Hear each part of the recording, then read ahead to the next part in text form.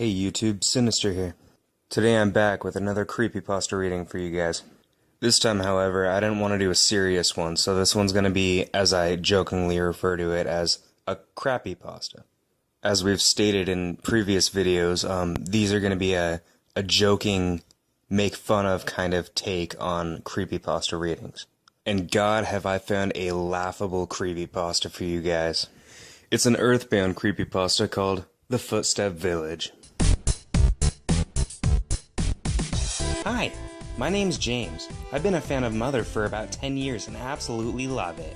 But the problem I had, random comma for no reason, was I never had an SNES, so I could only download illegal ROMs to play the only one in the series we got. My birthday is in a few weeks, and my, quote, not as clever as me, unquote, parents still had my birthday presents in the same closet as last year, making it oh so easy as usual to see ahead of time what I'm getting. After opening the bag of goodies I'd soon be getting, I noticed it was a bag full of old SNES games, Mario World, Super Castlevania 4, Zombies Ain't My Neighbors, and a huge assortment of classics were everywhere in the bag.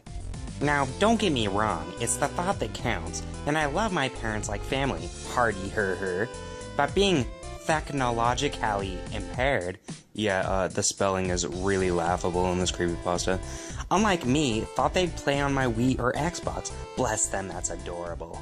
The greedy side of me kicked in then, and I thought, maybe there's a rare game in here or two that I could sell and make a profit for a 3DS game or something. And I began digging through the bag. In not even a second, I felt something heavier than, grammar, please, an SNES cartridge, and pull it out. I dare someone to try and squeal as high-pitched as I did at that moment, as I just then pulled up a mint-condition SNES. My parents are not only smarter in the world of Nintendo than I thought, but they are also gods amongst men. A little dramatic there, don't you think? Again, greed got the best of me, and I soon began playing the Super Nintendo like no tomorrow. Spelling. Even to the point of only playing one of the games for about 5 minutes. What about the other games? This cycle went on for a while until I pulled up a blank cartridge saying "Bound" written on it in Sharpie. This intrigued me as my mind went straight to Earthbound, and I put that in instantly. I was right. It was Earthbound in all its 16-bit glory. I need to say something before I continue with this. Where do people get educations these days? Because I was taught that at the beginning of a sentence, you capitalize the first letter of the first word. Well, this author must be dense or something, or doesn't know how to proofread his work or something, because there's no capitalization in the beginning of the sentence. So here we go. After starting up the game, I saw there was already a file with Ness named James. I shook that off as coincidence. James is a common name, you know? I began a new file, and since this was my 5th or 6th playthrough, yes, I'm reading this as the author intended it to be read, I chose the don't care names to get to the beginning over with faster. After playing for about an hour, I got to the Lilliput Steps cave with Paula. Everything was okay until I started fighting Mondo Mole, comma where a period should be. Wherever I attacked, it referred to Ness as James. The logical side of me took over, and I thought to myself, just a glitch due to the last file's name being James. This was translated in 95 and made in 94. Give us some slack, me. So, what you're telling me is that mid-90s games had retarded-ass glitches that had nothing to do with technology, period? Seems legit. I beat Mondo Mole, and after taking my second melody, I noticed a trail leading south of the sanctuary. Playing Indiana Jones, I decided to explore, but I couldn't get very far until Paula stopped me and said, "James, please don't go that way. My parents are waiting for me back home." There's no, end quotation mark here, but I'm gonna pretend there is and move on with this retarded story. With a yes or no option and being adventurous, still I chose no. "Fine, I'll go by myself. Get squashed, jerk," screamed Paula as she walked off. Get squashed? I thought to myself, and eventually concluded that this was an optional town that was planned to be for the English release for Mother 2, and Get Squashed was just a quirky insult the programmers thought to match funny Earthbound humor like Spanky.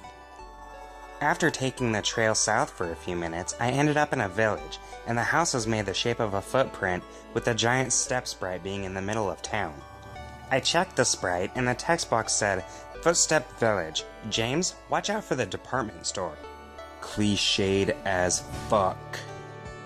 Come on, breaking the fourth wall, okay. Now I was kind of scared, as on Black Friday last year I was trampled by self-centered jerks at our local department store called the Wolf Lake Mall, and I almost died. Okay, let's make this all about some past traumatic event that happened in your life, because that's cliche and this belongs in this creepypasta. But again, the logical side kicked in and I thought, Itoei humor again, haha. I explored the town, but all of the houses I went to had that knock knock knock sound when you're locked out of a building, and the text box would say, TGIF. Okay, logic is gone, entering scared mode. But for the sake of, why not, I continued. The last building I checked out was the same sprite as the department store, finally. Because you couldn't have just initially looked for that one building and went into it? Make it sound like you went on a grand adventure to find a freaking department store. It was a building that opened. Yes, that's typically what buildings do when you go inside of them.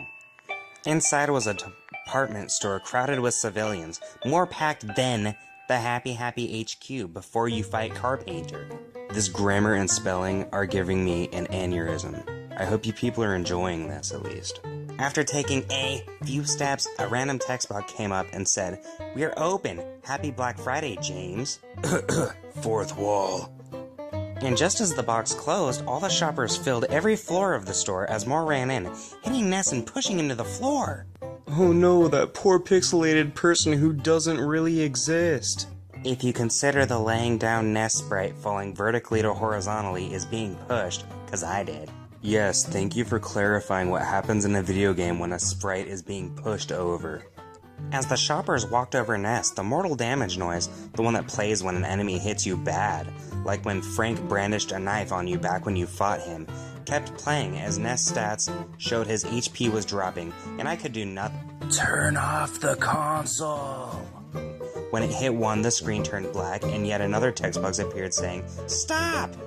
When the screen went back, it was Ness's mom, moving over Ness's sprite, and to, as what I think was helping him up. Oh, yes, grammar.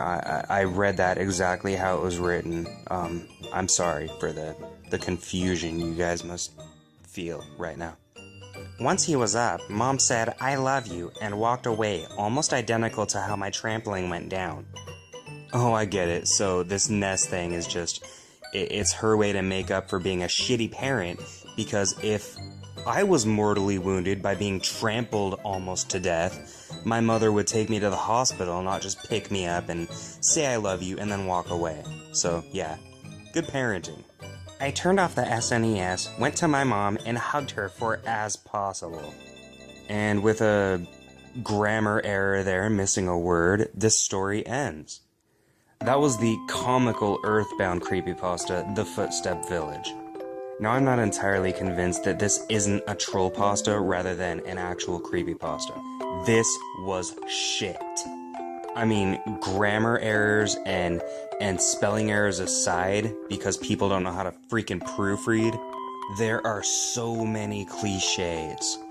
I made a mental note that I'm gonna mentally read off to you guys now. There was a video game breaking the fourth wall, displaying and reimagining traumatic events that occurred in the writer's life, listing off all the most commonly known video games in a given system, a video game breaking the fourth wall, the whole, oh, this is my 5th or 6th playthrough in the game, events occurring in a video game that shouldn't occur in the video game, because that is not how the game was programmed. A video game breaking the fourth wall. And a video game portraying your shitty parent. Yeah, I revisited the whole breaking the fourth wall thing a couple times, because that is the most annoying cliche you can put in a creepypasta. Never do it. I'm sure there were plenty other cliches in this creepypasta, but I am not gonna read this again to go over it. I've already read it like 3 times to read to you guys. And it sucks that bad to where my head is now hurting from reading it. I don't ever want to read this again. But I guess I can't complain too bad. I mean, I did get to insult the author the entire time. So, yay! Thank you for visiting the Creepypasta Pub, and we hope to see you guys next time. Hope you enjoy the video. Thanks for watching.